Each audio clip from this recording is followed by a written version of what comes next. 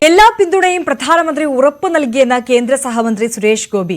സന്ദർശനം നേരത്തെ തീരുമാനിച്ചത് പ്രകാരം തന്നെ നടന്നു. വിശദമായ നിവേദനം ആവശ്യപ്പെട്ടു. വിശദമായ പ്രൊജക്ട് കൊടുക്കണം.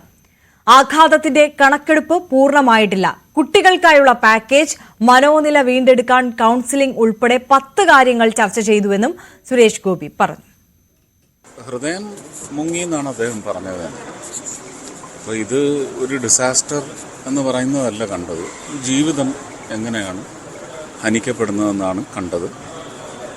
അപ്പോൾ അതിന് വേണ്ടതെല്ലാം ചെയ്യും, എല്ലാ പിന്തുണയും ഉണ്ടാവും എന്നാണ് പറഞ്ഞത്.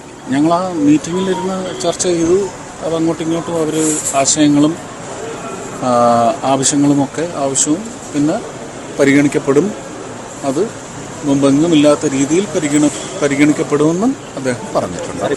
ചൊവ്വാഴ്ച വൈകുന്നേരം ആദ്യത്തെ മീറ്റിങ്ങിൽ എന്തൊക്കെ എന്നുള്ളത് തീരുമാനിച്ച കാര്യങ്ങൾ മാത്രമാണ് ഇന്ന് നടന്നത്. അതിൽ ഒരു സ്കൂൾ മാത്രം മാറി.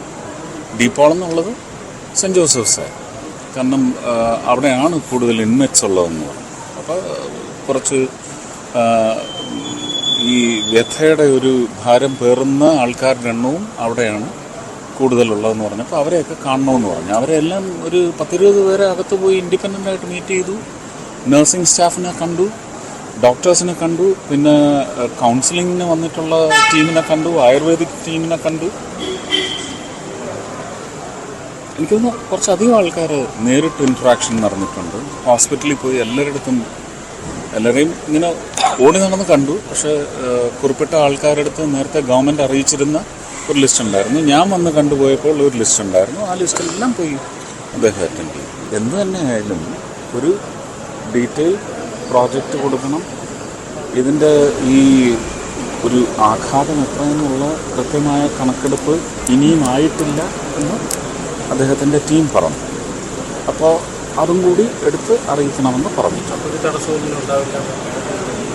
വേണ്ടതെല്ലാം ചെയ്യും എന്നാണ് പറഞ്ഞത്. തടസ്സം എന്നൊരു വാക്ക് നമ്മൾ അതിനകത്ത് കൊണ്ടുവരണം. ഉടൻ തന്നെയൊന്നും പറഞ്ഞില്ലേ. ഇതിൻ്റെ കാര്യങ്ങളെല്ലാം വളരെ സാങ്കേതികമായി തന്നെ അറിയിക്കുന്ന മാത്രമേ പിന്നെ അവിടെ നിന്നോട്ട് കൊടുക്കാനുള്ളതിൻ്റെ കണക്കെടുപ്പും കാര്യങ്ങളും എല്ലാം നടന്ന ഒരു പ്രോസസ്സാണ്. അങ്ങനെ ചെയ്യാൻ പറ്റത്തുള്ളൂ അല്ലേ.